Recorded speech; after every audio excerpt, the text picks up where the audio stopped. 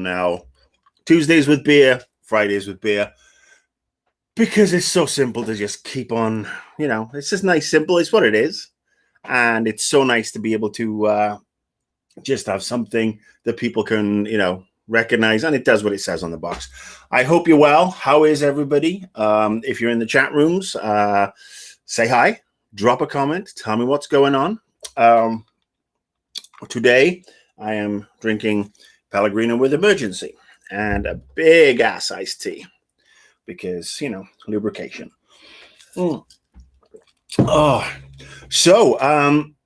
Busy week on the pop culture front. On today's show, as promised, we're going to talk Snyder Cut because while I try not to choke to death, excuse me. Yes, while I try not to choke to death, I did watch Snyder Cut yesterday, and I watched Falcon and Winter Soldier this morning, and I'm going to talk about them both. I'm going to talk about the new Cyberpunk update and why we want more than what they're promising. And we're going to talk about the Champions League because the quarterfinal draw is in, and there's some tasty AF little events going on there. Frosty Ken's in the house. Replay's in the house. Hi. Hi, Steve Morris. And what else? I am going to talk about the boy, Bobby Kotick, because as pointed out to me by Twitter follower Carlos Benitez, who will probably be in here at some point, Bobby Kotick is in the news this week as well. The CEO, the chief in chief of Activision Blizzard. So, and there is Carlos. Cheers, Carlos. Thanks for reminding me, because obviously I saw this earlier this week, and I thought, I should probably talk about that, and then I kind of promptly forgot about it, given everything else that's going on. So, before we get to the meat and six veg of the show, which is going to be the Justice League Snyder Cut, let's talk about a couple of bits of housekeeping. First and foremost, thank you to everybody who subscribes on Twitch, follows me on Twitch, subscribes on YouTube, follows me on the Twitter, and thank you to everybody who has gone through and supported me on the Patreon. Don't forget, if you are a Patreon subscriber, the Discord will be, it's open now, but I will be up and on there after the show for an impromptu 30-odd minutes of random conversation. If you haven't subscribed and you feel you can, great. If not to worry about it. I'll leave the link up. All good. We're all good. We're in a good, happy place. First personal big news of the week. If you follow me on Twitter, you probably saw this yesterday. I got my first COVID-19 vaccination yesterday. I got the Moderna. Tasted delicious. I was a total brave little soldier. Obviously, it didn't hurt. I mean, to be honest, it didn't hurt at all. I mean, it's funny. For somebody who has a major phobia about needles, like what I do, didn't notice it at all. It wasn't even the little prick that people said it would be. Only side effects, sore arm, and that's it. I mean, which has happened every time I've had a vaccination over the years. And in fact, I think the last time I had a major vaccination was probably in school when I had my boosters. And the benefits of this time round, as opposed to that time when we were in school and we all got them, is that we all went around punching everybody's arm, which caused things to scab up and scar and other such stupid shit because we were stupid school kids. Now, nobody has been punching my arm. Wife wouldn't do that to me. And in fact, the only thing that's made it worse is that I caught it on the car door yesterday. Anywho, good. I feel great. If you got the option to get a vaccine, please get it. If it's not going to cause you any medical issues, get it. Any other issues do not count. They're not valid. Only if you have an provable medical condition that says that this can impact you. I mean, we are in a crazy, crazy world right now. And I don't want anybody thinking that the politicization of a vaccine is a good thing. I don't care who gets it to you, what your political affiliation is. Just get this so we can all move on with our lives. We can start going out. I could start going out and I could get a haircut in about 3 weeks because I will have enough antibodies in my system. It'll be an outdoor haircut, and I'll have a mask on just to be on the safe side. But the person who cuts my hair, also vaccinated, family friend. This is good. So please, if you get the chance, and people say, "Oh, how come you've got the you've got the vaccination? You're younger than me," and blah blah blah. It's because of there it is. That yeah, it's one of the few times, well, the only time it's ever going to benefit me in any way. Pre-existing condition. But if you live in a state that just lets you get it, please go get it. Go get it. Let's get on with our lives. This is good. All right, I'm going to say hi to everybody. Yes, so hello, everybody. Hello, Slade. Glad to see everybody's in. Everybody's doing well. Let's start off with the Bobby Kotick issue. Bobby who? Oh, yes, the chief muckety muck at Activision Blizzard, who this week Activision Blizzard laid off approximately 50 people from their esports and live events departments, citing the pandemic. In that, oh, well, given the pandemic, we can't have live events, which is actually very valid. I mean, it's a valid reason. Is it an acceptable reason? Or is it something that really should be done? I don't think so. Because if you're making a lot of money and you have these people whose livelihoods have already been impacted and they're still working, they're still planning, they're still doing, they may not do live events where there's brick and mortar shit going on, but they're hosting virtual events, they're planning these things and executing the pivots that everybody's executed. And this, this does slam home to me because obviously my wife had an events business. She had some seriously good events around the LA area. Excuse me. A little bit of a allergy-ridden day today. The sun is out, birds are chirping, pollen's everywhere. But yeah, her business decimated, gone. Boom, business gone because of COVID. And so the last year has been fiscally challenging for us. Hi, Sebastian. Hi, Backby. So yes, I can understand them looking at, where do we cut things to make more profit? I can understand it. I don't say I fucking approve of it. And you know what else I don't approve of? Bobby Kotick is rumored, and I say this is rumored because this still has to be voted on, to be in line for a nice little bonus to the tune of $200 million for 1 year's work. Now, this is tied into apparently beating investor goals and this, that, and the other. And I gotta say, as a filthy socialist, it's fucking obscene. It really is. The man is already incredibly rich. He doesn't need another $200 million. And he also doesn't need to lay off a bunch of people and cut departments and put people on the, technically on the scrap heap. Because, I mean, it's tough to find jobs. I mean, if you're an event specialist, where do you go right now?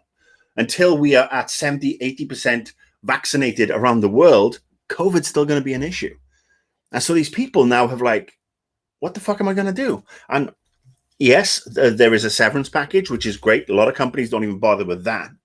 But still, it really just leaves a bad taste in the mouth when you see these people. And look, I'm going to go Elon Musk, Jeff Bezos, everybody who has seen their wealth increase during the pandemic without giving back. And no, I'm sorry, I don't count sending a rocket ship into space or looking on how we can do holidays to fucking Mars as giving back.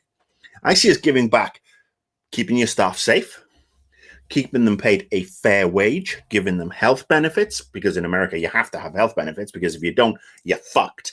I mean, we spent a fortune on health insurance, and thankfully, we had really good health insurance when I had my heart attack and everything else, because I've had over $1 million worth of surgery in the last 4 years. $1 million. I am $1 million man. And the fact that it's costing $1 million, and look, I have a great care, which is, fantastic. But people are not getting that care. People are not getting, the health benefits they need. And so, yes, I take issue with anything that makes the rich richer. I personally believe that somebody should step in and say, all right, if you're going to have this, we're going to create a new tax law to make sure that you only get $1 of that 200 million. Rest of it is going to be taken in taxes and earmarked specifically for homelessness, education, putting food on the table, making sure everybody else gets a minimum wage. Because until a decent minimum wage is passed and people can all have a great standard of living where they only have to work one fucking job to have a nice house and a safe place to live and food on the table and pay for education and so on. Until that happens, nobody should be pulling this money in. And that goes for sports stars, movie stars, everybody else. Yes, you bring entertainment into our lives, blah, blah, blah, but nurses, teachers, frontline workers, grocery store attendants, delivery people, these are the people that need the help. These are the people that need to have that 200 million taken away from Bobby Kotick and the rest of everybody else who get these obscene bonuses and put in their pockets. $1,400 stimulus check here in the US per person. It's great. It's a nice little bonus. It's going to keep a little bit of the wolf from the door for a lot of people. For a lot of other people, they're already fucking homeless. So anyway, yes, I think it's unconscionable. To be honest with you, I could see their logic behind it, but it doesn't make it right. High Bone Disturbed, High Def Gear. So yes, Bobby Kotick. I mean, he unfortunately, he's always been a target of mine over the years, and I've got, never met the guy. I know he does a lot of hard work, and he makes some, he oversees a company and makes a lot of money. My problem's not necessarily with him; it's more with how he and others get these obscene bonuses when other people are homeless. We have to look after everybody. The money's got to stop going to the top 5% of the planet. But anyway, that's me. I would love to live in a world like that, but I probably won't. I'll be long dead before anything like that happens. But one can hope. One can hope. Anyway, hey Joseph. All right. So next thing we're going to talk about very, very, very, very, very, very, very, very briefly is Cyberpunk 2077. It's getting a new update. And this update has been delayed because of the fact that they were hacked and so on. And this update is very exciting. This update in particular will address steering on the cars and the police teleporting in when you commit a crime. Because right now you shoot somebody in Night City and you shoot a civilian, something happens, all of a sudden the police teleport in and it's, you have to get away. If you shoot return fire, you have to try and escape, all the usual stuff, but they do magically appear. And it's irksome. Of course, it does teach you to be very, very careful with who you shoot. And then the second aspect is that, the vehicles are a bit crap, which we know they are. The steering's off. I mean, you've seen me on the live stream. The steering's shonky as hell in all the vehicles and the bikes. Braking is practically non-existent. It seems like optional, especially on the higher power cars. It's like, I'm going to hit the brake. And the only time things brake stop dead is when you hit a certain point in an area where you have to go and trigger a mission. And as we've seen in one of the live streams where I couldn't drive off the bridge.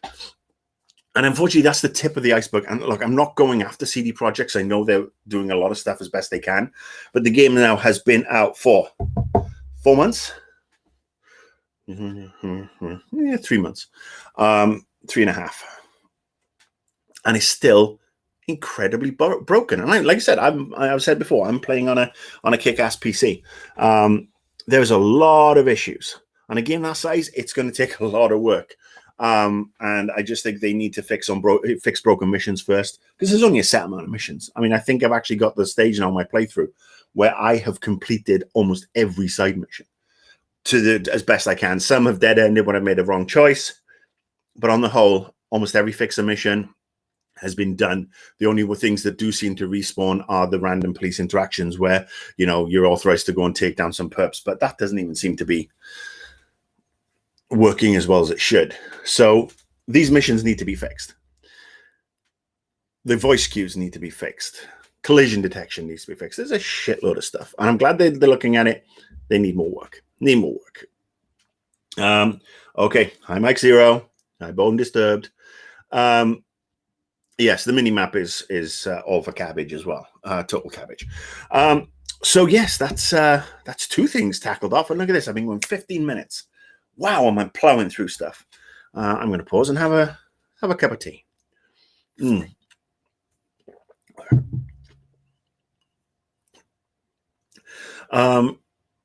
So let's talk about the next thing. And as always, if you've got questions, save them for the end, and we'll revisit because I really want to get through the stuff I need to talk about.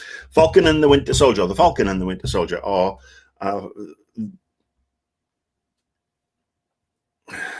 Sam and Metal Arm.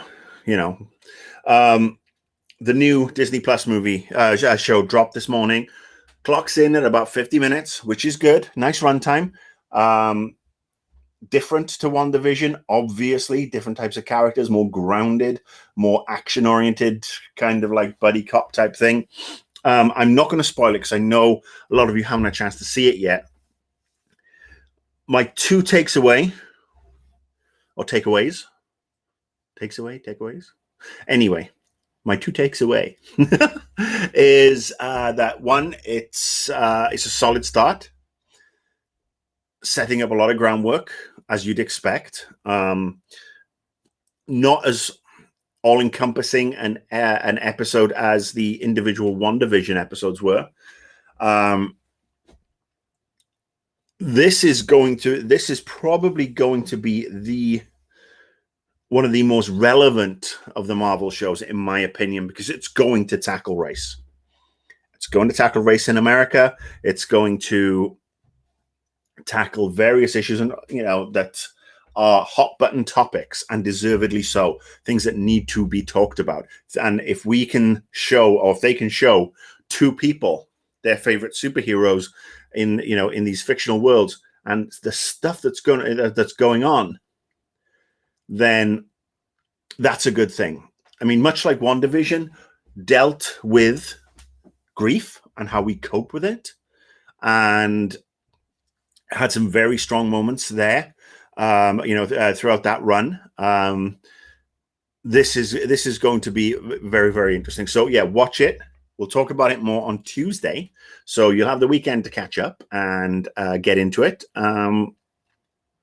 But yeah, it's like I said, strong start, very action driven, some really good set pieces. It feels like it's more set in the Captain America world than the overall MCU, but it does just touch on things. What is else on the list before I get to the meaty stuff? I am going to have a quick look. Oh, there's all that stuff. Yes. I am going to talk about footy very briefly. Very, very, very, very briefly. Champions League, UEFA Champions League. Big draw this week, or yesterday, in fact, where they drew the teams for the quarterfinals. And if you are a footy fan, next couple of minutes, we're going to have some fun. If you're not a footy or a soccer fan, you may want to tune out. The big draw, obviously, is PSG, the Moneybags team from France, Paris Saint-Germain, against Bayern Munich, the holders and current heavyweights of global soccer. World Club champions, European champions, Bundesliga champions. They are the unstoppable the machine in Europe right now.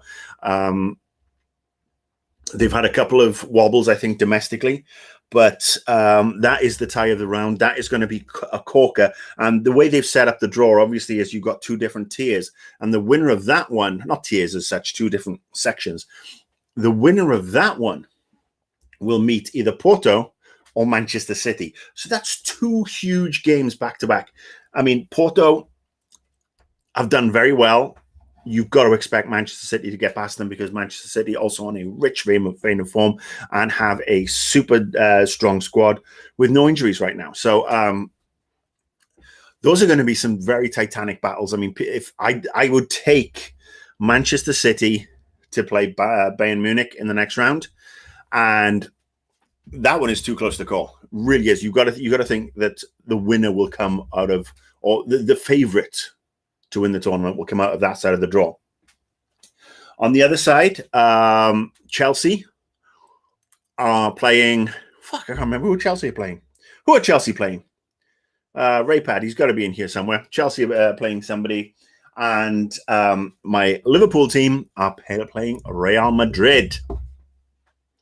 So it's a repeat of the final of 3 years ago.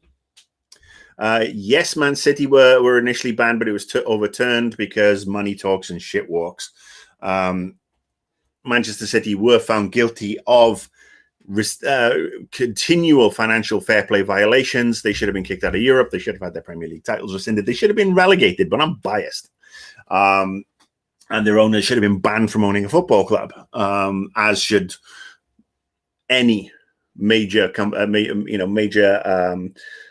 sports washing unit, much like the Chelsea owners, anyway, or the owners of PSG for that matter. But anyway, they got back in because, again, they fought it, they sued, blah, blah, blah. They're in, and they're looking, joint favourites for me with Bayern Munich. But anyway, back to Liverpool. Liverpool have a little revenge mission in mind. We have Real Madrid, and Real Madrid not playing well. Liverpool not playing well. Well, thankfully, our European form is way stronger than our league form. And hopefully we'll get to play all of our games in Budapest, because when we go there, we win 2-0. I think those are going to be some titanic battles. I think if we bring our A game, we can beat them. It's going to be tight. I think going to Real Madrid's ground for it's probably going to be a tie, and then one would hope that Liverpool can bring it home. But basically the potential semi-final on the other side then is Chelsea, and with no respect to who Chelsea are playing, and I can't remember. Come on, somebody tell me. Chelsea and Liverpool, and that's going to be a revenge match because Thomas Tuchel, who has really done well at Chelsea, taken them and whipped them into shape defensively. I mean, they just turned up at Liverpool recently and beat us 1-0, along with everybody else in the last 5 fucking home games. But that'll be a nice, tasty one over 2 legs, providing Liverpool gets some form. The good news is Jordan Henderson will be back. Our captain will be back. Our centre backs are starting to look pretty good. Hopefully, we can go on a roll. It would be lovely to see Manchester City play Liverpool in the final. Don't know if that's going to happen. Form dictates other teams to be way ahead of it. But yes. So Champions League looking really tasty. Some great lineups. No, Chelsea. I thought Man City played Porto. Oh, now I'm going to have to Google it.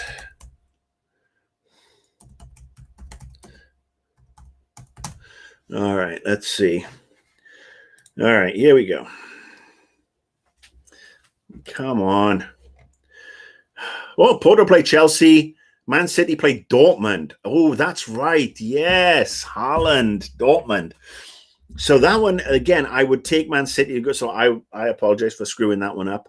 I would take Man City over Dortmund, despite the magic that is Erling Brut Haaland, who is a fantastic striker, and I'd love to see in Liverpool red next year.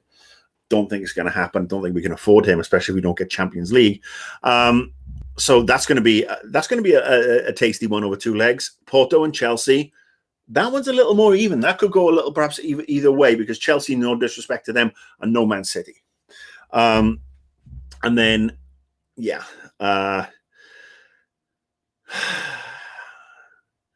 Liverpool, Real Madrid against Porto or Chelsea. So, yeah, fingers crossed.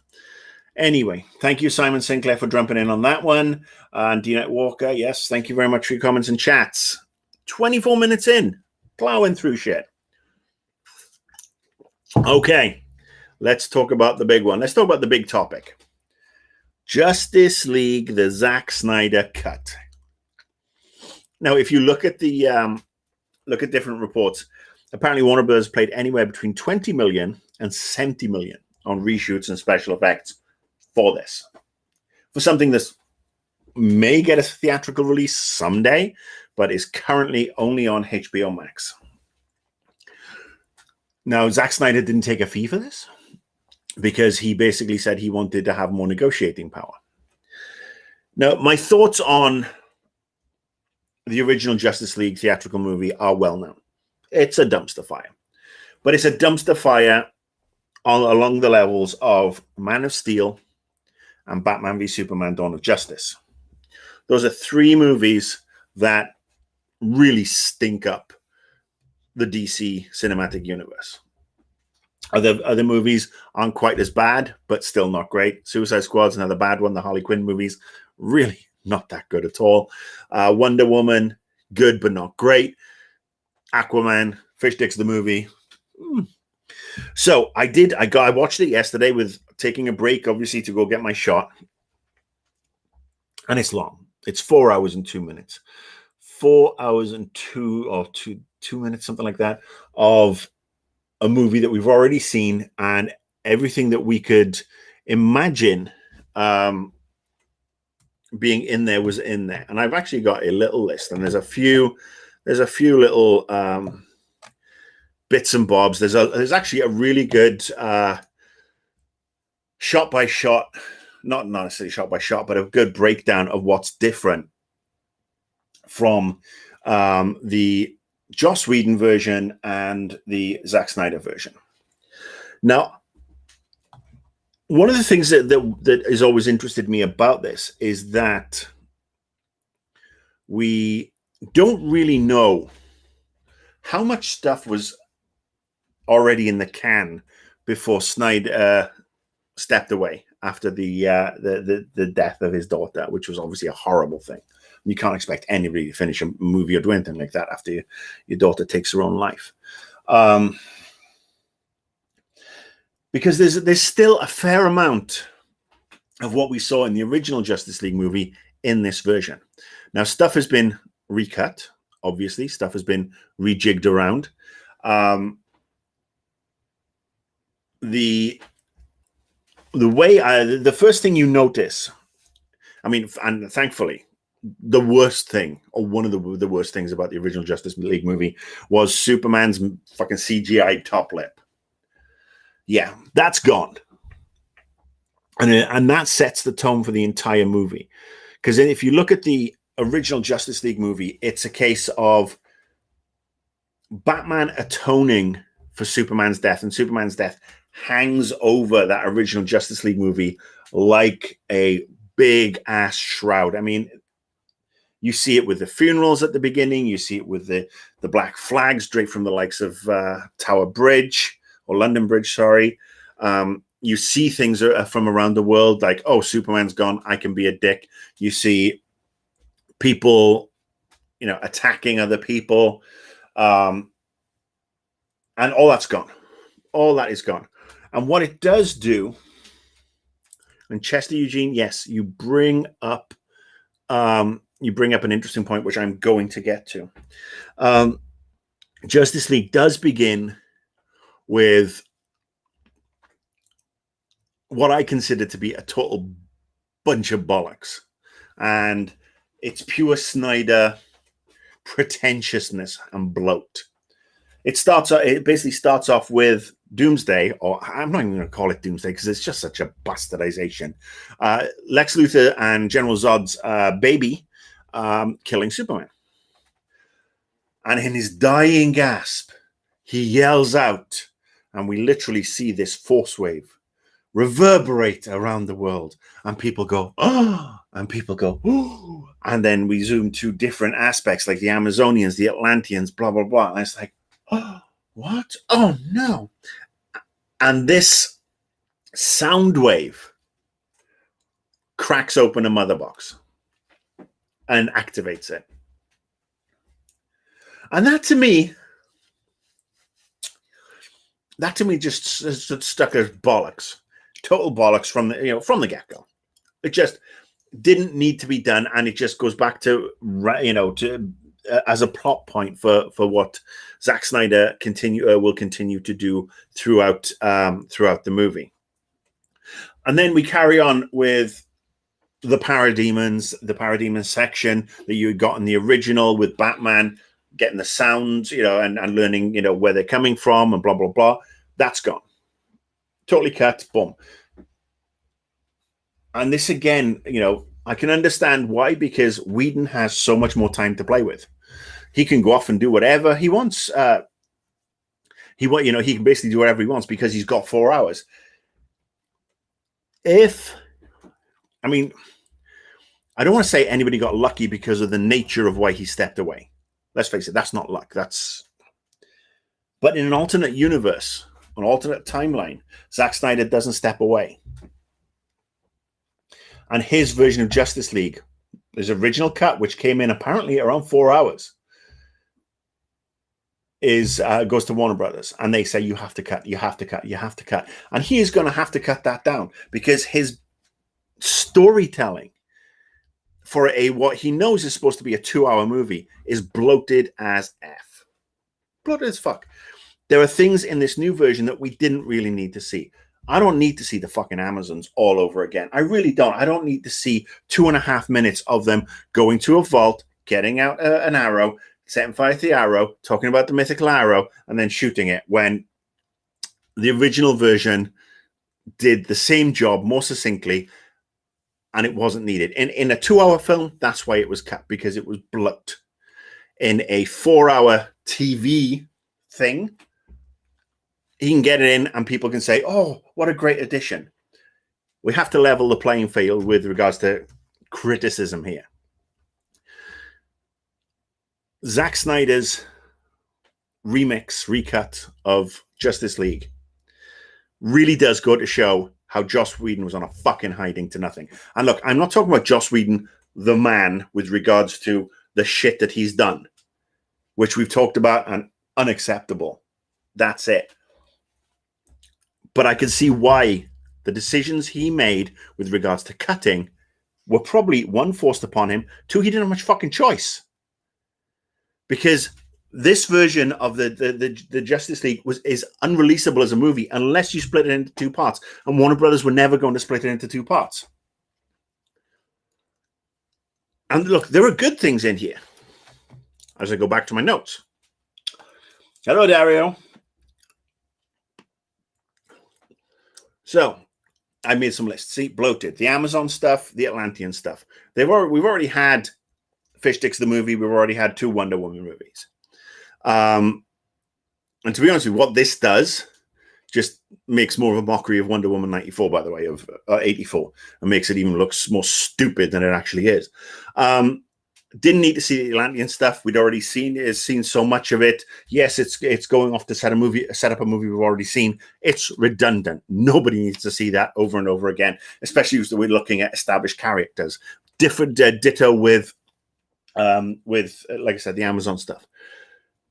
What we do get that I really like, and I'm going to give credit where credit's due here, is the backstories of Flash to a certain degree, and in particular Cyborg, because I can understand why Ray Fisher was pissed, the actor who played Cyborg. I can't talk to the accusations he's made on set, but I can understand why he'd be pissed that he shot all these scenes and had this whole story, and then he had to be cut down to be a tertiary character, because he is. Him and Flash became tertiary characters behind the big 3 kahunas, and even Batman got cut down a lot as well. And again, it just taps back to, you can see where Whedon had to go and had to deliver X amount of stuff. So he had to rejig some things and he had to cut a lot of stuff. And would a Justice League movie with all the Flash and Cyborg stuff in particular have been way better? Absolutely. Because Ray Fisher gives great performances, the whole family backstory, learning more about Cyborg's powers and his struggles. Absolutely. Love it. We see more of Ezra Miller as the Flash. And look, I'm an Ezra Miller fan. I really am. I can't wait to see his Flash movie. But it does revert back to, again, why Batman v Superman and Justice League in particular were rushed. They had to rush them out the door because, Avengers is doing all this money and we need to have our own version of Avengers and Infinity War and Endgame and Age of Ultron. And that's why we're going to bring Joss Whedon in, because he can do this. And it was a knee-jerk reaction that just backfired on the franchise. I hate Batman v Superman. I hate Man of Steel, especially that last section. It rushes the Superman mythology. Batman v Superman doesn't give us an in, really, to Batfleck, to Ben Affleck's Batman, which I would still love to see in a standalone movie. I think he's been done a major disservice. We didn't need an origin story. He's a Batman who's been fighting for 20 years. That would have been an awesome, awesome movie to watch that should have come out before Batman v Superman. And we could have maybe had a second Superman movie that in turn could have built Superman more. And instead of Man of Steel rushing through every single aspect of Superman's life, jumping back and forth, and then he's in love, and Lois Lane figures out exactly who he is, and all of a sudden everybody seems to know who he is, and he's walking around without glasses on, and they're like, hang on, aren't you fucking Superman? The rush to build a DC extended cinematic universe is what's killed the DC extended cinematic universe. Now, they've said that they're stepping away from these tied together stories, and they're just going to let directors do their own thing, which is laudable. They've said that they don't want to copy Marvel anymore. Well, it's not surprising, because they tried to copy Marvel and failed miserably. They could have done it a lot better, because I would love to see a great Justice League movie. And honestly, this one, the Snyder Cut, just shows, when it sings, it shows what the potential was, perhaps in the hands of somebody else, perhaps overseen by somebody else. Perhaps Snyder had so much pressure on him that he had to bang, bang, bang these out because they were playing catch up. Chocolate nib. Sorry, I'm gonna a little chocolate nib there. Sorry, I'm not allowed to have as much chocolate as I used to, so I've got these fake chocolate nib type things that seem to work. So yeah, I know, me bouncing back and forth. Like I said, I think the Cyborg stuff is fantastic. We could have had, if the DC universe had a person in charge or a plan beyond reacting continually to Marvel's success, we'd be in a much better place as DCU fans. Because we are fans. I want to see great Superman. I want to see great Batman. I want to see Green Lantern. I want to see Cyborg. I want to see Flash. I want to see Wonder Woman. I want to see Green Arrow. I want to see Martian Manhunter. I want to see full-on fucking Justice League. Boom. I want to see the Infinity War Endgame version of Justice League, or featuring the Justice League. Darkseid's a kick-ass villain. The anti-life equation. There's so much in there that can be done. And then there's so much of the smaller stories that can be told that have just fallen by the wayside. And again, I'm going to, jump back and forth during my critique. But I will also say that on the positive side, the Snyder Cut seems to mark the end of Zack Snyder's involvement in the DC universe. He has said in a statement that there are no plans for him to return, and DC aren't probably looking to make movies with him moving forward. And I wish him well to go off and do whatever he's doing. And honestly, it's a good thing. And I see people talking about the epilogue. The epilogue was interesting. I mean, it's obviously the post-credit scenes that we've seen in the Marvel movies, but actually just coming right at the end of the movie, which is fine. I don't want to have to sit through the credits every fucking time to see two little Easter eggs. I'd much rather they come boom, boom, off you go. But one aspect of the epilogue is the nightmare sequence. The nightmare sequence that we've seen, and if you look in the comic books and even in the cartoons, they've already tackled it, where Lois Lane dies, Superman goes insane, he becomes an agent of Darkseid, and then, as we've seen in the other aspects, they come to Earth, they get the anti-life equation, and you see Joker, and you see Deadshot, and you see Cyborg, and a couple of others. and they're going to fight Superman. They want to take Superman down, and the world is a desert because it's already been converted into Apocalypse 2.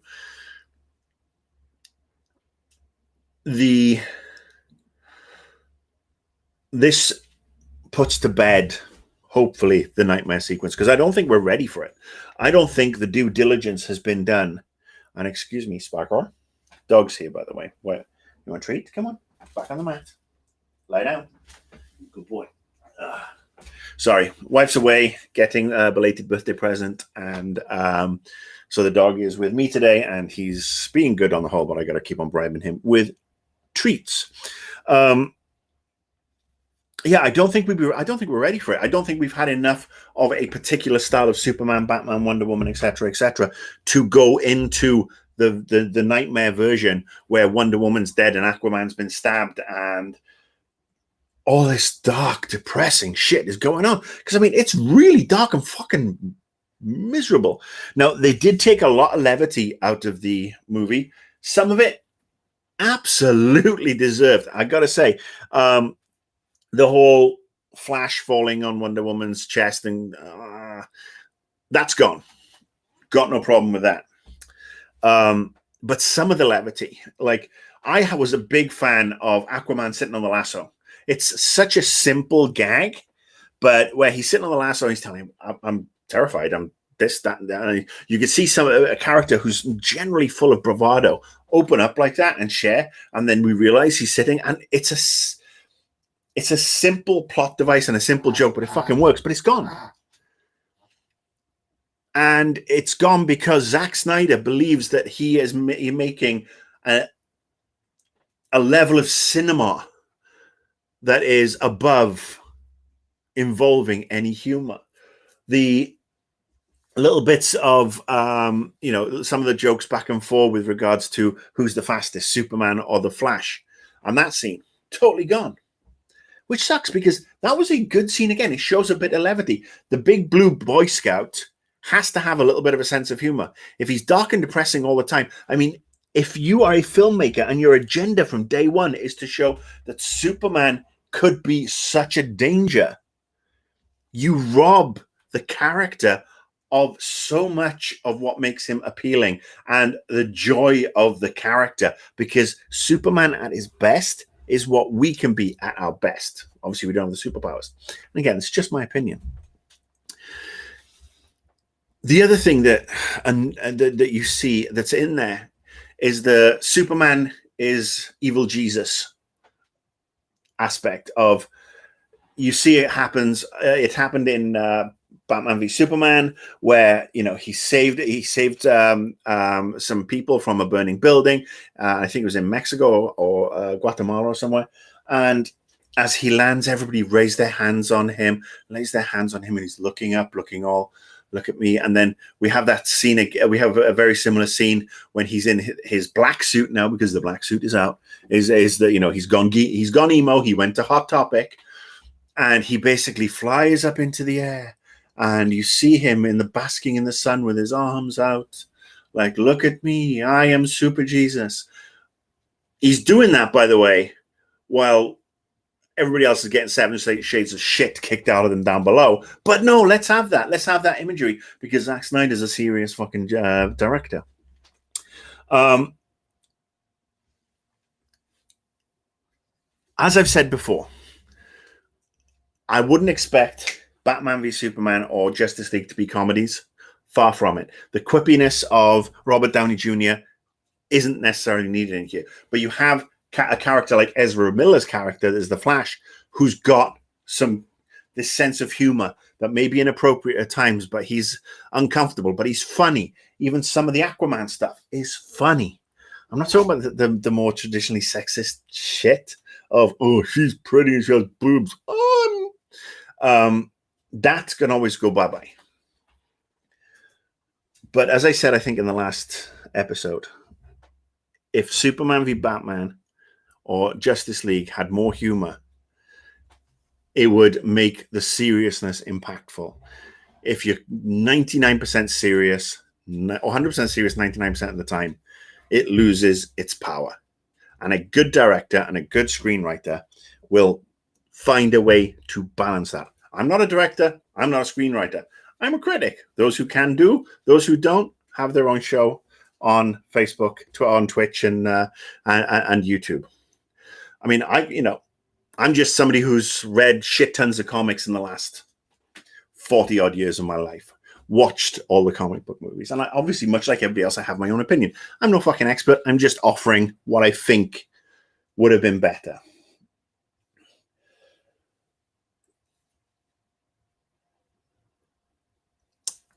There is one more thing I want to talk about. We are going, and then we'll just have some conversations. I see everybody going, we are going to, we'll go to the chat room. Martian Manhunter. Martian Manhunter, great character, introduced in such a pointless way. He has 2 scenes. First of them, fucking pointless. Second one actually makes a lot of sense and renders the first scene even more pointless. There's a scene in the Joss Whedon version of Batman, of Justice League, where Lois and Martha Kent are talking in the Daily Planet offices, and they're talking about her losing the house and having, conversations and blah, blah, blah. And just, Lois and not having called Martha. And it's a nice, touching little scene between 2 women who've lost one of the most important men in their lives, or lost a son and a fiance. And it works in the original Justice League. It's gone from this one. In the new one, Martha knocks on Lois's door. Chester Eugene, we'll talk about that in a sec. Martha knocks on Lois's door, and they have this conversation, which is pretty much kind of the same thing. And then Martha comes out, the door closes, she looks around, her eyes turn green and red, and she morphs into Martian Manhunter. And that's it. We don't know anything more. It's totally out of left field. It's dropped in there. It's the shock value. It's totally pointless because it's not referred to ever again. Martha is totally, out of the scene until, again, we see Superman revived. And it just seems like a fucking throwaway of a great character. And then we do see Martian Manhunter at the end, because he visits Batman. He visits Bruce Wayne. And when he lands, we think it's Superman. But it's not. It's him. And he says who he is. And he talks about that he's here to help. And it sets up future things. And that does it really nicely. It's more on the old school, not old school, in the more traditional post-credit scene. And it works.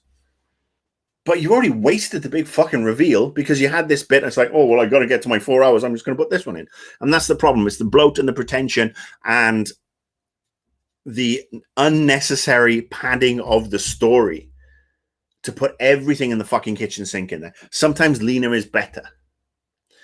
Now, as I said, I would love to have seen this. If this had come out as a 2-parter in the cinemas back in the day, that would have been interesting. It was unfilmable as a single 2-hour experience because there was so much story, so many characters, because DC didn't have all the characters with their own movies and their own...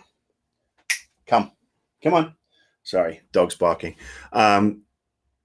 DC hadn't set up all their own characters properly. At least Marvel had Iron Man, Captain America, and Thor. Obviously, we never got a Black Widow movie, and we still haven't had it. It's out there in the ether, but she'd been set up in Iron Man 2, and she'd been a really strong part of that. We all know who she was. Nick Fury, again, huge part. Hawkeye, tertiary character, comes more to the fore later on in the series. One sec. Go on. Off you go. The dog wanted out of the games room. He is bored.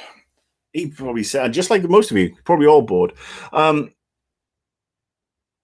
So yeah, wasted opportunity. A wasted opportunity that could have been a great two movie arc. Lots of good ideas. Let down in the prequels to it, feeling more rushed and reactionary than DC's own stamp on things.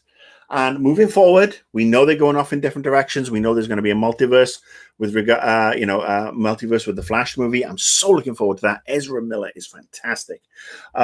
Unfortunately, Ray Fisher has said that he will not work for do another DC movie because he has issues with the high ups after his treatment on set, and he's probably cost himself a lot of money and a lot of fame, and you've got to respect him for standing by his principles, because again, I don't know exactly what went on, but obviously some naughty shit went on.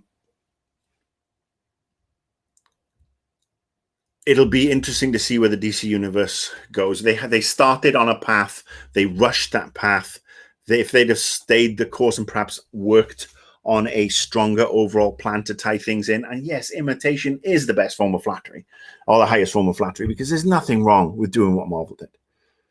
I understand that some people want to go off on their own, but if you go off on your and do your own thing, sometimes it doesn't work. I mean, the Marvel thing's not been perfect. They've jumped back and forth in the timeline by introducing characters like, Captain America went back to the 40s.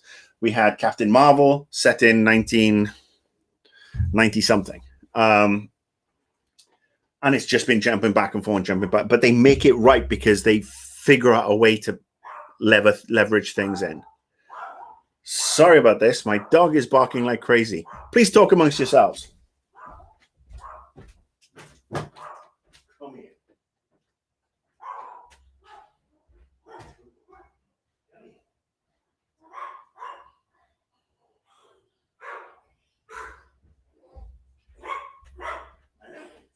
The mailman. Sorry about that. The mailman's here. Spike doesn't like the mailman. Do you, Spike? I know. Why don't you like the mailman? He's a very nice man. Would you like a treat? Would you like a treat? Okay, hang on. Oh, we're going to have a treat. Bear with me. This is what happens when you babysit dogs and everything. And oh, look at that. He's having his treat. And now he's going to lie down. Good boy. Lie down, please. All the way. Sorry about that. Kids and dogs. Thankfully, I don't have one. Only one or the other. Yes, Spike is a cute dog.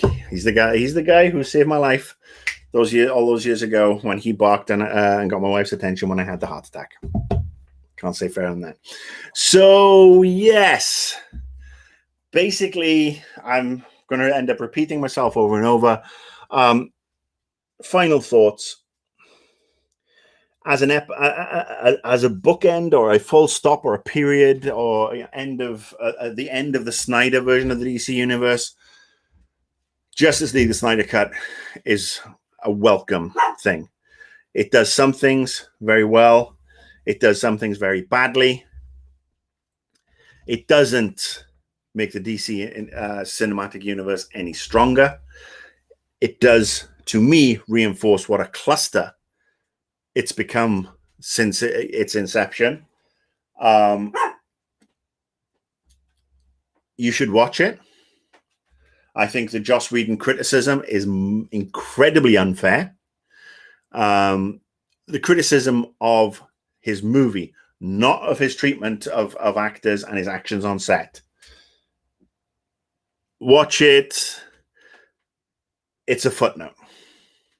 And if it means we don't get the Nightmare version, like I said, we don't need that. I don't think we're all ready for that, because to earn the Nightmare version of Justice League, we have to, or they have to, give us a solid foundation, make the characters more enjoyable, believable, make us care more. When Tony Stark says, "I am Iron Man," bang, that has impact because we've been in with him for the best part of a decade, and we know what he is, and we know where he's come from, and we watched how he's changed. When Captain America gets to go back in time and have his dance with Peggy Carter, it brings an emotional feeling because we've been with them through various movies, and we know and love the characters. When we lost Natasha Romanoff, when we lost the Black Widow, and she sacrificed herself, it was impactful because, again, she may not have had a movie, but she'd been in Winter Soldier. She'd been in the Avengers movie. She'd been in Iron Man 2. And she was an incredible and integral part of that team.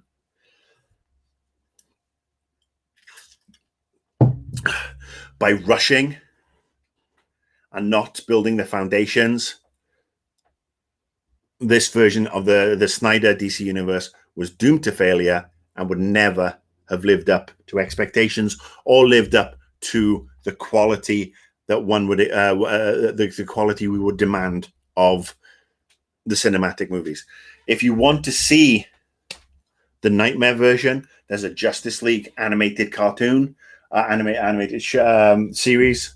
I think, or maybe it was New Adventures of Superman that actually tackled it so well that there's no way for Superman to go after that. There is nowhere. Once you tackle Nightmare, Superman is done. You have to go and retcon and reboot.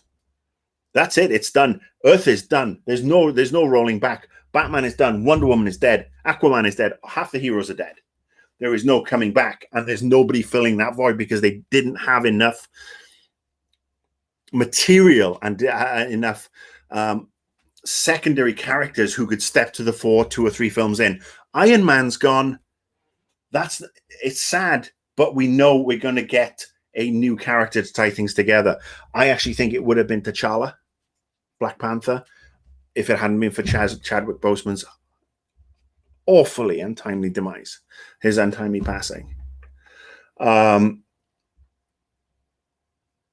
yeah, that's my thoughts. I've talked a long time about that. Dog is still trying to get out the door. Okay, let's have a look. All right, if you've got questions, if you've already typed them up, I probably haven't seen them. Start dropping your questions in there. Let's talk. Let's have a look. Ezra Miller, the female choker. Okay, I don't look. There's certain things I don't know and I haven't seen. I don't read gossip columns. Don't read TMZ or watch TMZ. If there's something I've missed, you got my Twitter. You know, there's my Twitter. Send me a link. Let's talk about it because I'll address this stuff. All right. Yes, Raypad, I did. I talked about it. You're obviously turning up late. I don't know where you've been, but I'm just, unacceptable. Yes, I think it's going to be either Bayern or Man City in the final. I would love for it to be, if Liverpool are on form, Liverpool, and now we have Fabinho back and we have Henderson back, it could be Bayern Liverpool. I don't know if Tuchel might, we'll see. We'll see. I obviously go, Okay. Dami Sensei, what do you think of the James Gunn Suicide Squad or James Gunn's The Suicide Squad? I'm very excited. Very excited. This might actually be it's from a filmmaker who knows how to do ensembles. I mean, he's done some great stuff in the past, but then Guardians of the Galaxy was so much fun. And yes, different set of characters, different world, but in different universe, but they weren't even secondary characters. The Guardians were not known. They were non-entities in the MCU. And he brought them and turned that movie is one of my favorite Marvel movies because it's just so well paced. The characters are, so different, and the way they're thrown together, and the soundtrack is obviously fantastic, which is always a thing. Guardians 2, not as big a fan, but I enjoyed it because it told another aspect of the story that's within the bigger DCU. Guardians 3, can't wait for it, especially when it's supposed to be as Guardians of the Galaxy. We know that Guardians are going to turn up in Thor, Love and Thunder. So, yeah, I'm really excited because, again, I'm hearing that, and I've read this, and I think I've shared this before, that it's an R rating, and which it should be for Suicide Squad. Suicide Squad could be, Marvel's Deadpool, if you will. Marvel's Deadpool, but in the DC universe, or R-rated Guardians, if you will. But these are criminals. These are badasses. These are bad, nasty people doing nasty things. They're anti-heroes. And I think that the fact that he's written and directed it bodes very, very well. What I've seen looks good. The cast is incredibly strong. And I hope it's a big improvement on the last outing, which had major problems. I liked it to a certain degree, but it kind of fell apart again with the traditional DC universe letdown of the bad guy. It would be nice, and I don't know who the bad guy is. I have stayed away from spoilers for the Suicide Squad. I know what the cast is. I know that we have Peter Capaldi, Doctor Who. He's in there as well. The cast looks great. Idris Elba's in there. Yeah, I think it's going to be. I'm really looking forward to it. I really am looking forward to it. I'm very excited to see that movie. Okay. What are we talking about? Nightmare TV series. I think that, look, I would like to, and I did talk about this the other day. I would love to see them take the DC properties and take them off the CW. The market is there for more grown-up superhero stuff. The teen market is a lot more mature than it used to be because the world's a smaller place due to tech, and there is a very hungry fan base of people outside of the teenage years who want some interesting, challenging stuff. So to give a Game of Thrones level budget and take and put it on a HBO or put it on a HBO Max of, the take of the DC universe, whether it be Nightmare, whatever, and not continually lump stuff onto the CW where it is crippled by ad breaks and crippled by standards and practices and their outdated modes of what you can and can't do and say on TV. That would be fantastic. That would be a breath of fresh air. It really would. Titans touches on that to a certain degree, not that much, but it's an interesting start. Doom Patrol also, but yeah, that would be great, wouldn't it? Yeah. All right. Scrolling down. I know we're talking. Ray Bad's still talking about his. Okay, I'm gonna have to. All right, Christian, I'm gonna have a look at that Ezra Miller thing because I haven't seen it, didn't know about it. Something I'll bring up. I know Raypad is a big fan of Stargirl. I did watch the first episode. Again, a little too teeny-tweeny for me. And this is the thing that you can level at a lot. A couple of the shows. Supergirl felt teeny-tweeny. Arrow, Flash, those movies those series, Arrow in particular, had some really dark moments that, again, you could see. And look, I'll be honest. I want John Constantine on HBO Max or HBO. And I want Matt Ryan as John Constantine. That's it. That's great. Justice League Dark. Put that on HBO Max. Ooh. That could be fun. And then you've got this stable of new characters you bring into Pantheon and people will get more aware of. All right. Any more questions? Anywhere else? We've got stuff to talk about. Anything I've missed? Obviously, people were chatting away. I can't keep an eye on the chat and everything else. I talked about that. What are your thoughts? Did you watch? I mean, I know some people watched it and liked the Snyder Cut. Like I said, it's got some strong points. No Keanu Reeves. I love Keanu Reeves. I do. I think Keanu Reeves is an actor, an iconic character, a personality and a presence. I mean, his movies have been embedded in my pop culture timeline from Bill and Ted through Point Break. I liked his take on Constantine, but as I preferred Matt Ryan's, I really did. The Keanu as John Wick, Keanu in The Matrix. I mean, he is, Keanu's Keanu. Watch Always Be My Maybe on Netflix. Peak Keanu. But he's a nice guy as well. So anybody who has anything bad to say, the only two movies I've seen where he's been out of his depth, one was Bram Stoker's Dracula, which was the Coppola version. He was Jonathan Harker, and he felt out of his depth on that one. And then Much Ado About Nothing, the Kenneth Branagh. Was it Much Ado? I think it was. Kenneth Branagh take on Shakespeare. Denzel was in it. Kenneth Branagh, Emma Thompson. That was from like the early 90s, and Keanu was in that as well. And it was like he was out of the kiddie pool and dropped in the deep end with some heavyweights. But Keanu does Keanu. And look, even fucking Cyberpunk, it's Keanu. But he carries it off, and he does what he does so well. So, but yeah, Matt Ryan, thank you very much.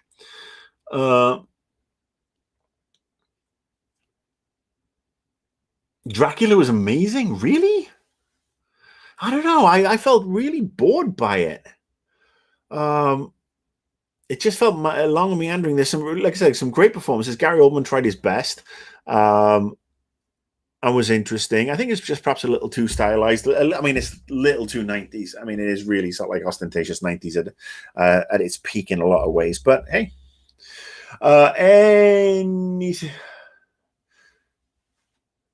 Deadshot instead of Deathstroke. All right, I got the Deadshot is Will Smith's character in Suicide Squad. Deathstroke was Clancy Brown in the last Justice League. They reshot that to Joe Manganiello. Memory serves, yeah? It was Clancy Brown, wasn't it? Clancy Brown, who I actually just saw in a great movie, Oscar-nominated movie, the one with Kerry Mulligan. I just, again, brain.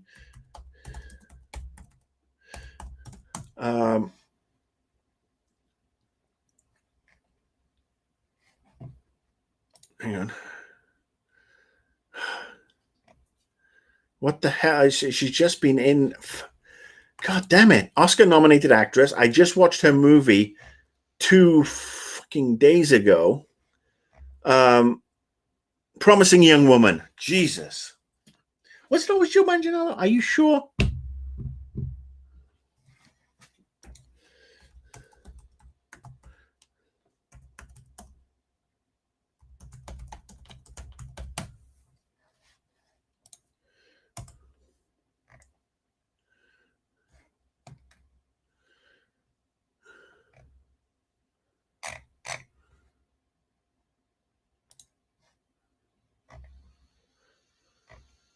Hang on.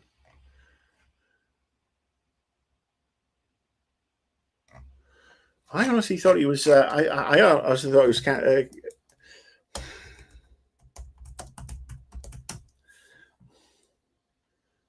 Well, maybe I got it wrong. I honestly thought he was, but I obviously got it wrong. So I apologize for that. Oh, and actually, hang on, Jack Snyder's.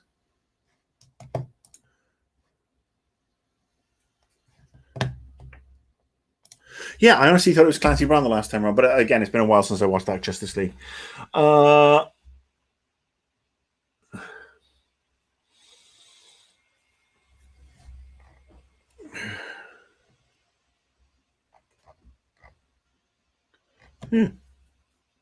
well, I have to rewatch it, but I'll take your word for it. You're probably right.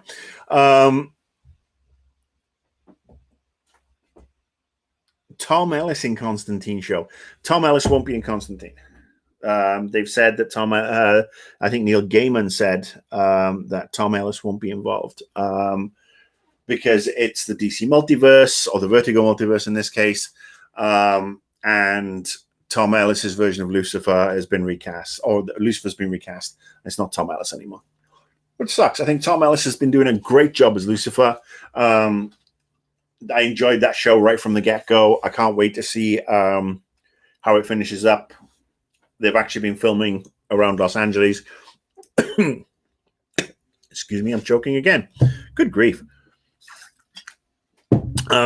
They actually filmed at my friend's hotel, and she sent a picture a couple of weeks ago of him masked up and running through scenes. Yeah, I really like Tom Ellis. Obviously another Welshman, so I'm biased as fuck, but I think he does a great job as the devil. If the devil was around today, he'd be Welsh.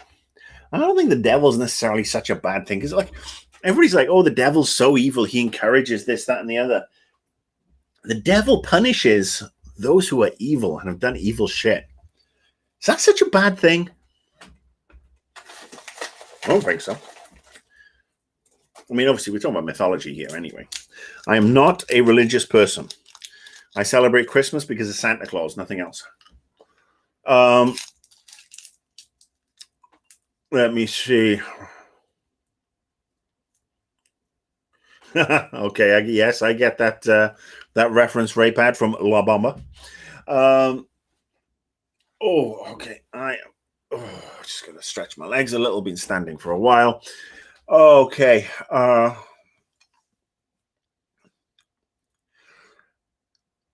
Yeah. Would Tom be a good Doctor or Master in Doctor Who? He would. I don't know. I think he's happily settled here in Los Angeles. He's married, and I think his kids, and he's appeared in a couple of other things. He's done some movies as well. I don't know if he'd go home for that, but he'd be a great master. He would be a great master. But he'd be something more along the lines of Roger Delgado, going back to the old school masters in Doctor Who. Okay. No love for Captain Marvel. Shazam. I actually liked Shazam. I really did. I wasn't sure if I was going to like it. But I thought it handled what was a tricky character very, very well. I've rewatched it several times since this movie release. I actually think I bought it on. I bought it on digital. Yeah, I thought it handled things very, very well, and I'm looking forward to seeing Shazam 2. I think it's unfortunate that we have the name Captain Marvel, and Marvel got in there first, because I think Shazam, that Captain Marvel, Billy Batson, predates the Marvel Captain Marvel. And obviously they couldn't do the two. It would be, and again, if we had one whole DC universe, having Shazam and Superman in the same section, especially if you look at the story Kingdom Come, which is a great graphic novel. The Kingdom and Kingdom Come. Look them up. Ooh, yeah. That is a real tour de force of what superheroes further down the line when they've aged and X, Y, and Z. I really watch those. But yeah, Superman and Shazam having a set too. Because the only thing Superman is, with the exception of Kryptonite, the only thing Superman has a problem with is magic. And Shazam is magic. So yeah, I did like the Shazam movie. I thought cast was great. I love the way they handled it. For something that is more of a kid, aimed at the kid market, it didn't feel like a kid's movie. There was no talking down to kids or talking down to adults or whatever. It was just, it felt good. I really, really liked that movie. That's probably one of my favorites, in fact, of the DC thing. And it gets lumped to one side, and people keep on forgetting about it, much like I did. Yeah, Alex Ross. His artwork's amazing. Talk amongst yourselves a second.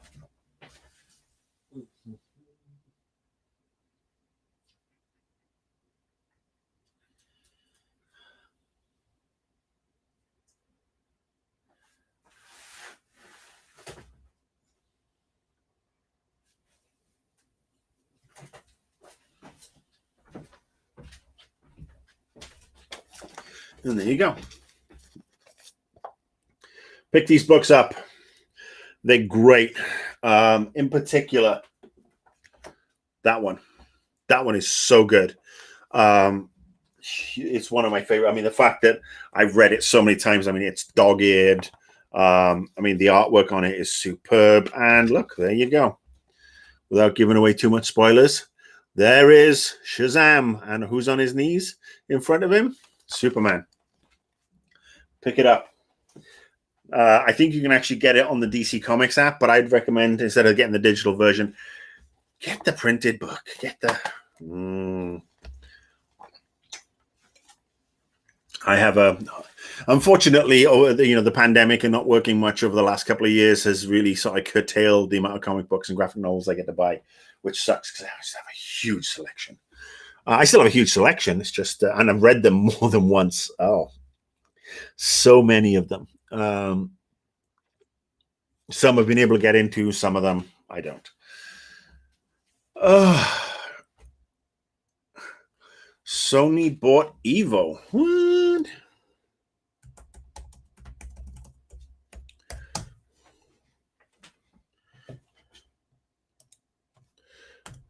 This is great. You guys tell me stuff, I look it up and go, what? Sony, part owner of the Evo tournament. Oh, okay. Great. Good for them. Good for Evo funding. Good for the people who love it. Now I suppose everything will be played on a PlayStation 5.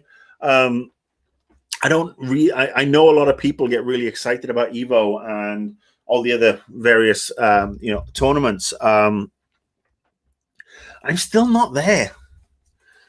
The esports thing is still not my cup of tea. And I mean, fighting games. My favorite fighting games are, in no particular order, the DC Mortal Kombat one, Injustice, Mortal Kombat, which is always fun because I just love the mythos behind it, and Virtua Fighter, OG Virtua Fighter. Love that game. I was never really a Super Street Fighter 2 Turbo guy, even though, there's 300 versions of it on the Super NES. Rise of the Robots. The one with the dinosaurs. On the blanket, please, bud. Come on. Good boy. Yeah, we've had, Rise of the Robots. Remember that one. Sorry, treating the dog. Good boy.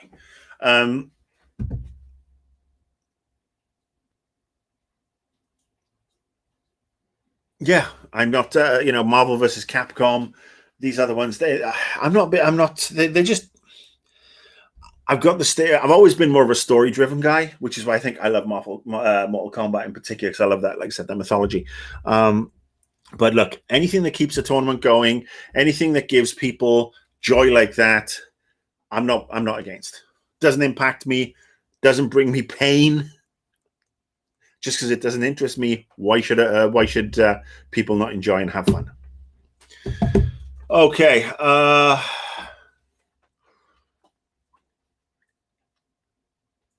Excited for the new possible. If there's a new Virtua Fighter, and this is the thing. I don't know if a new Virtua Fighter would be the same as the old one, because the old one was just. And again, actually, there's one more game on that list from the fighting era of fighting games that I don't think anybody, or most people here, will not get. And it's a game called Way of the Exploding Fist. And it was on the Spectrum and the Commodore 64 way back in the day from a company called Melbourne House. And it was literally, one kick kill, one kick knockover, 3 rounds. And it was such a great game. They did Exploding Fist 2, which was more of a story-driven side-scroller. Not as good. But yeah, Way of the Exploding Fist. Love that game. So yeah, we'll see. A new Virtua Fighter, I don't know. I just loved a lot of the aspects of the old one because, and again, nostalgia. I haven't played it in a very, very long time. Bone Disturbed, that would be Sinclair Spectrum. I wasn't a C64 guy because it was overpriced, and I was a 48K Spectrum and then 128K Spectrum guy. Okay. Have I seen any of the DC animated movies? I've seen a bunch of them. Like I said, Dark Justice, which is the Justice League one led by Constantine, has Batman. Batman versus Harley Quinn. The Harley Quinn series on HBO Max, really quite rude and fun. My favorite one, obviously they've got Hush. They've done Killing Joke. We won't talk about that one. But Justice League: A New Frontier, heavily stylized.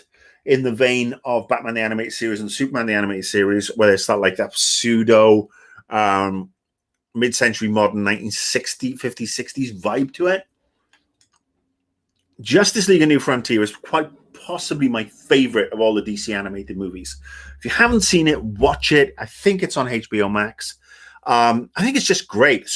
It tackles the origins of so many characters, does it so well.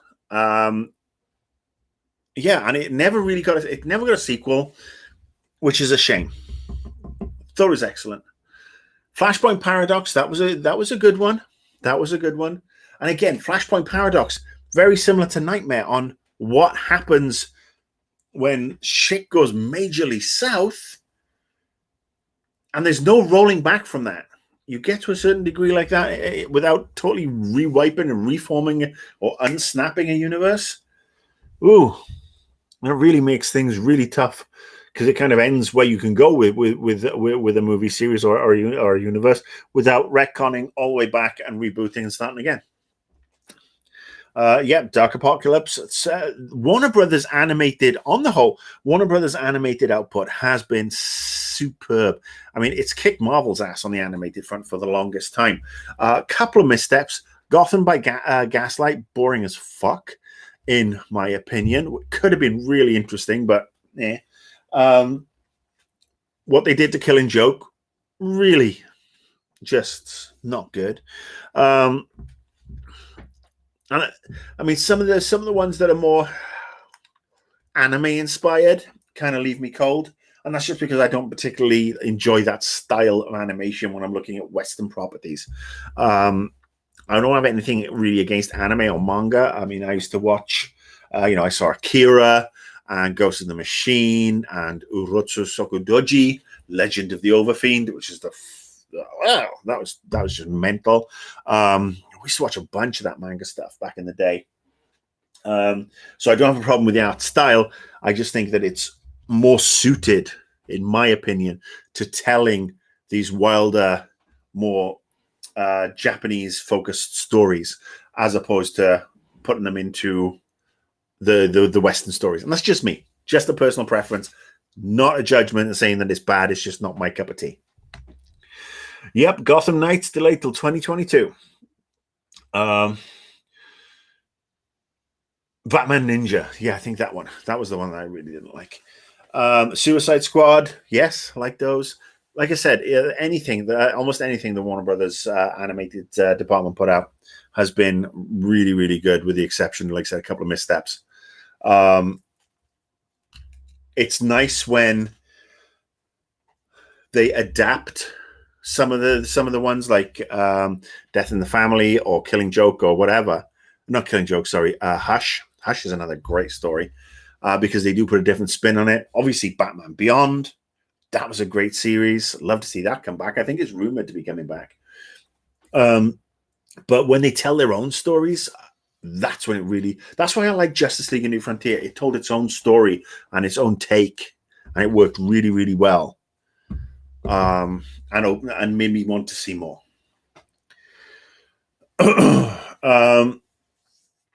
The Long Halloween, that's going to be interesting, because Long Halloween is again, and talk amongst yourselves.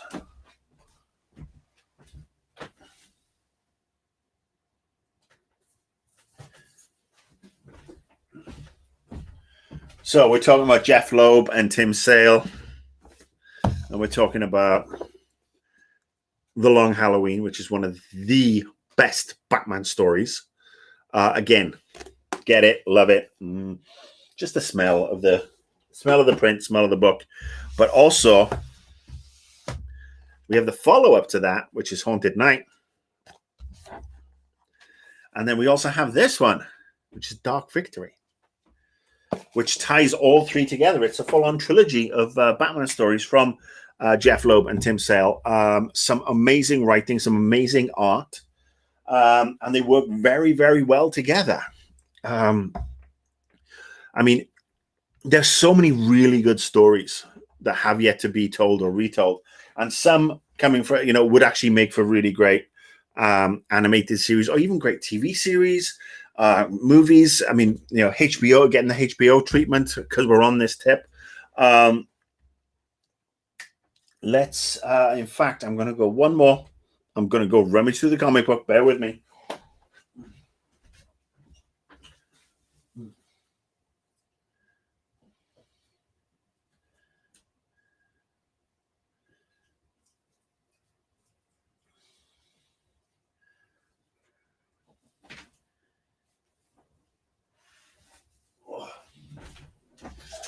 So again, and I'm going to have a lot of tidying up to do after this because you buggers keep on suggesting shit. One of my all-time Batman series that just work really well. And this is how you do continuity. You start off with Batman War Drums.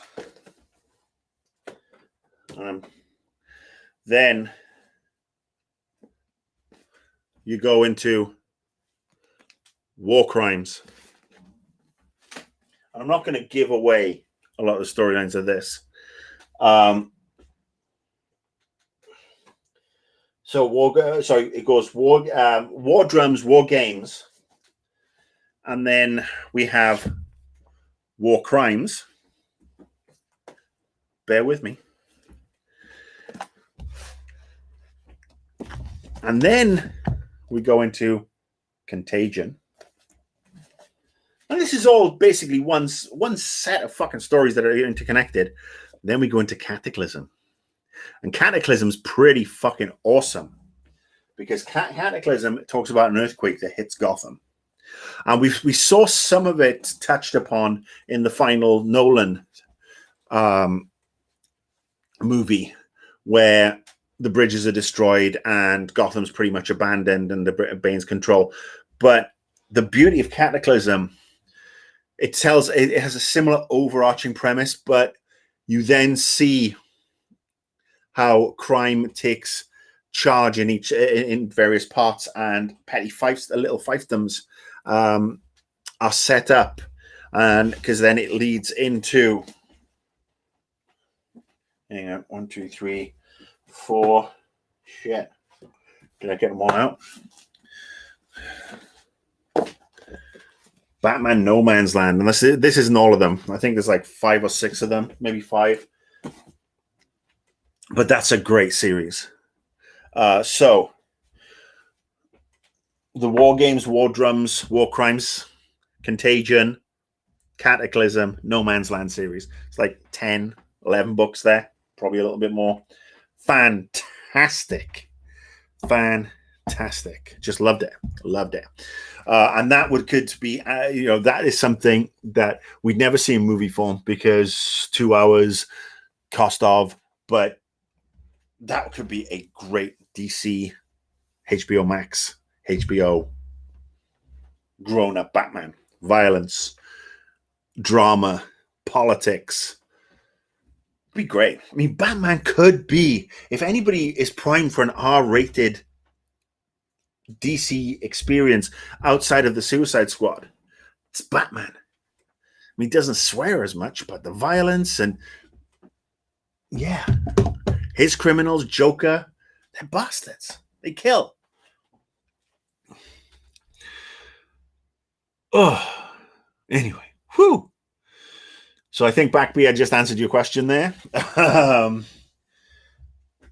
Okay, Jupiter's Legacy. I'm interested to see that one. I don't know that much about it. Unfortunately, it's kind of, people are looking at it as is it the follow-up to Jupiter Ascending, which was a quite very strange and quite horrible movie.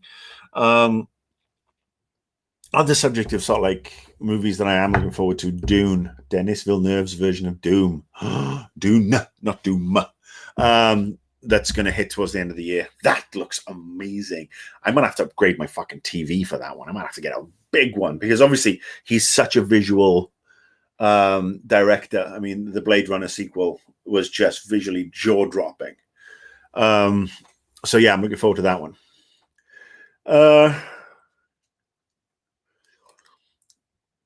Zack Snyder planned to have Superman and Lois Lane's son become Batman in the third and final chapter of his unfinished Justice League.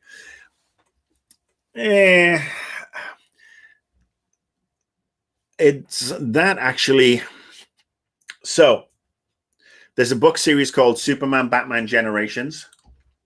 I think there's 2 of them, maybe 3. Look them up. It tackles something very similar. It's obviously set in a different universe, alternate universe, but you get to see Superman and Batman interacting all the way through their lives. It time jumps back and forth. It's a very much what if kind of thing. Look it up. He lifted it from that. Just goes to show there's not such thing as a fucking original idea. I am pretty sure he lifted it from that. I didn't read the Blade Runner 2049. I think we have as much chance of getting a final Blade Runner movie as we do of getting a final Tron movie. Or a sequel to Snakes on a Plane. It's not going to happen.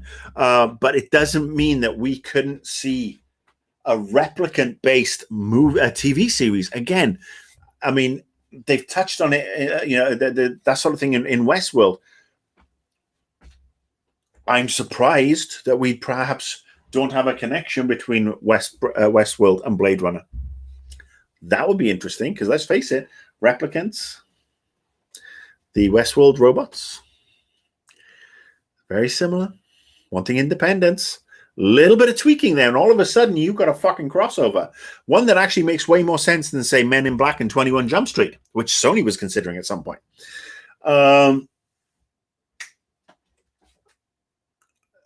I don't think there'll be another reboot of Tron. I think Tron is not one that's ever going to...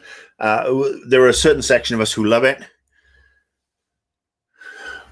especially the original. The second version, it bombed. It did bomb, despite all the social media and everybody. I was exercising a little, standing on one leg and doing one leg crunches. Look, Men in Black International. There should have been. It should never have happened. If you can't capitalize on the chemistry, and I'm not talking about sexual chemistry. I'm just talking about the chemistry between the 2 leads that came from Thor, Tessa Thompson and Chris Hemsworth, who are awesome in Thor Ragnarok, and you can't really get that going again in a Men in Black movie, then you should just put the franchise to bed. They got me thinking now about Men in Black TV series, X-Files. X-Files at its peak, such a great show. But there is a show on NBC here in the US called Debris, which has just started. We're about 4 episodes in. Really digging. It's got an X-Files kind of vibe. It's all about 3 years ago, a spaceship came into our solar system and started breaking up. And parts of this debris, which is the title, start falling to Earth. And when they fall and interact with people, they do different things. Bad things. They make people vanish. You turn them inside out. They're all doing these individual things. And in the background, there's some big international mystery, because you've got the Brits and the Americans. You've got this cartel that's trying to buy up all this stuff because you can teleport. And give it a look. Give it a look. See, it's on the Peacock app. It's been on NBC. I like it. The wife likes it, which means it's going to be cancelled. That's the way it goes. When me and the wife both like a TV series, guaranteed to be fucking cancelled. Whiskey Cavalier, a couple of years ago, really enjoyed that. We're like, I really like this show. Fucking cancelled. Almost Human. We really like this show. Second Chance. We really like this show. Fucking cancelled. Fucking cancelled. Thankfully, Fox now are owned by Disney, so there's less chance of shit getting cancelled, because Fox seems to be just doing less of scripted dramas and more fucking quiz shows, and The Masked Singer and The Masked Toilet Cleaner and The Masked fucking Dancer and The Masked Lawnmower, and they've brought back Name That Tune and a bunch of other stuff. Thankfully, there are a couple of series that are still going on. Prodigal Son, enjoying that one. It's got Michael Sheen in it. I'm biased. Staged Series 2. That's on Hulu. Watch it. You worked on Almost Human. I love that show. loved that show. I thought it could go so many different places. Certainly, it was better than the AI TV show based on the movie. I tried to watch The Expanse. I've answered this question before. I tried to watch it, bored me stupid. Just not my cup of tea, and not everything is for everybody. Please don't tell me Jared Leto's in Tron 3. Oh, that hurts me. Oh, you hurt me. Like, I got nothing against the guy, but come on. Oh, yes, I liked Fringe. I liked the first couple of seasons of Fringe. Again, suffered from climbing up its own ass. I mean, that whole time jump for the last season. What the fuck? Anyway. All right. Thank you, Backby. You guys, I'm going to wind it up. Last set of questions, and then I'm going to jump onto the Discord for a little minute. So if you are a Twitcher, if you are on a Patreon supporter, come on, bud. If you are a Patreon supporter, you will have access to the Discord. We can have another chat, catch up on just general shit.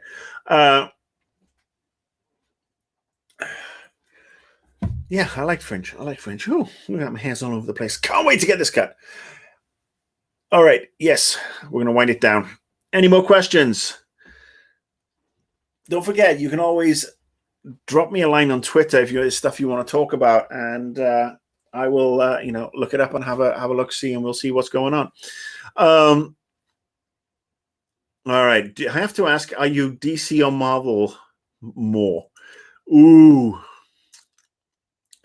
It's funny. It is in phases, and I think it's tied into where I am as a person. If I'm in a darker place, the DC stuff works because it suits my mood, and if I'm in a funner place, the Marvel stuff also really suits my mood. So yeah, there's stuff that I love about both. I mean, hell, I even like the Ultimate series. I mean, House of M. I mean, I guess first and foremost, it would be Make Mine Marvel. Cinematic universe has obviously become a big part of that. But if you look at my comic book collection, it's literally split 50-50. I've probably got like 150 Marvel books and 150 DC books. Because, again, there are so many great individual stories. Ones like Superman Birthright, Batman Death in the Family, the ones I've just listed, No Man's Land, Cataclysm, Contagion, Infinite Crisis, Blackest Night. That's another really good one. Can't wait to see a new Green Lantern. That'll be cool. So yeah, it is literally just depends on where I am mentally at the time. Okay. I am going to... What is my favorite beer? All right. Well, I don't drink as much beer as I used to. And again, beer is a deeply personal thing for me because it's horses for courses. For example, if I am having sushi, Asahi is my beer. If I am having Indian dishes, curries, I got to be Kingfisher. That stuff. Love it. If I'm back home in the UK and in Wales in particular, Brains SA, because local Cardiff brewery, love that stuff. Really quite strong, beautiful bitter. And then there's sometimes it's the summer. I'm on vacation. I'm lounging in a pool. I want something light and sweet, so I will get a Corona and drop a lime in and enjoy some of that. So yes, it's horses for courses. It really is. I mean, not a big fan of the more boutique beers. It's funny. I will have a Corona and drop a lime in it and be very, very happy with that. But I will not drink a orange dewdrop infused persimmon fucking brew. Sorry, not my cup of tea at all, or my glass of beer. So yeah, I mean, I like my beer. I like my sake. I like my scotch.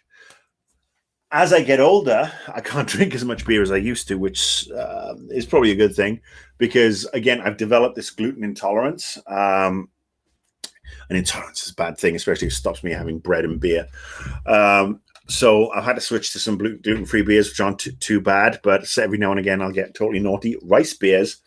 Echigo is one of my favorites. That's a rice beer. It's absolutely delicious. Also perfect with sushi and sashimi. So yeah, that's my booze. Yes, I'd love to see Jon Stewart as Green Lantern. By the way, Jon Stewart. We need a Jon Stewart. We need him. That's it. Favorite whiskey? Penderyn. It's my whiskey jam. Welsh distillery. Obviously, I am biased. I went to see just over a year ago. I was in the UK and I was back home with the family, and I took a tour of the Penderyn distillery, and I brought so many bottles home. And their Madeira and port casks are just amazing. I'm not a big fan of peaty Scotch. Also, Glenlivet, Talisker, Oban. Those are some of my favorites as well. Absolutely adore them. Yeah. I mean, it depends. I have two different classes of Scotch. I have the Scotch where I'm just going to sip and really enjoy. And there's ones where I'm going to be, I'm playing a game, whatever. Oh, shit, half a bottle's gone. So, yes, again, it's one of those things that are very, very personal to a person's taste. My wife, tequila, mezcal. She loves mezcal. Too smoky for me. Just can't fucking do it. Oh, okay. Wouldn't it be great to see Secret Wars, the original Secret Wars, the Marvel Secret Wars, where everybody goes, the Beyonder kidnaps everybody and takes them in the battle world? That would be great. I'm not talking about the rejig, reversion, sequels, blah, blah, blah. I'm talking about the 1980s ultimate crossover of Secret Wars, where they pull all, the whole suburbs of like Ohio.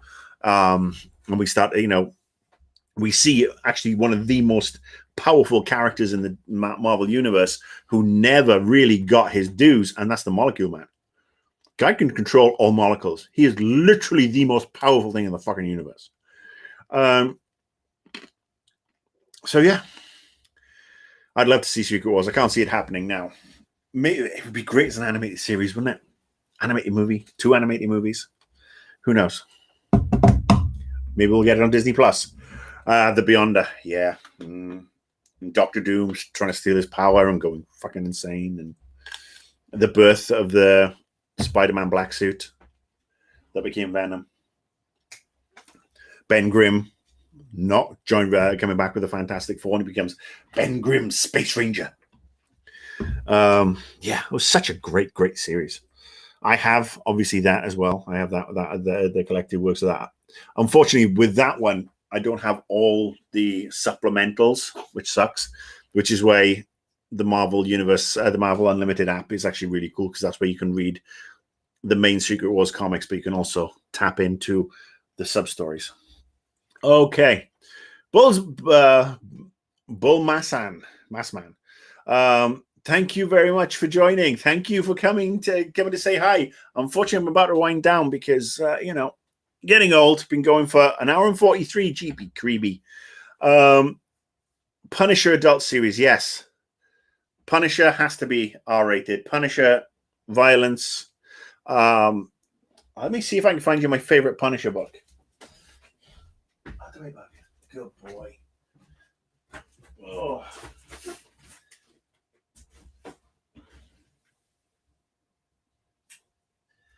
Oh.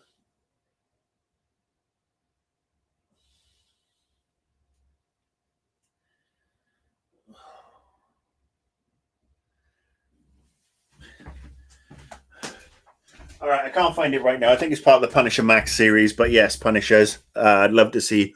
I mean, it's funny. Punisher Warzone, awful movie, but one of the best Punisher movie. I think the Punisher Netflix series really suffered. I don't think it was anywhere near as good as we hoped. But yes, the Punisher Max stuff, really, really good, grown-up Punisher. Yes, the Thomas Jane one in the laundrette, that short that they did, student film favor, whatever it was, that was really fun.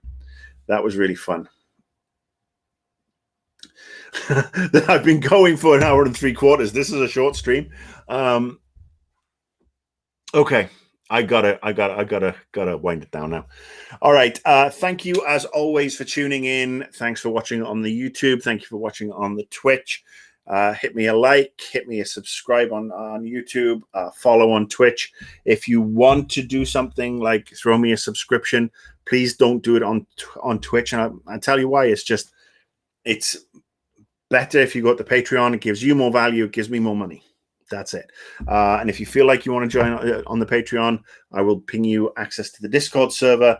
And then the other thing is we will talk. I will live stream to the Patreon subscribers for tier 2. It was going to be tomorrow, but I'm going to send a note out because tomorrow I'm taking my wife for her second vaccine.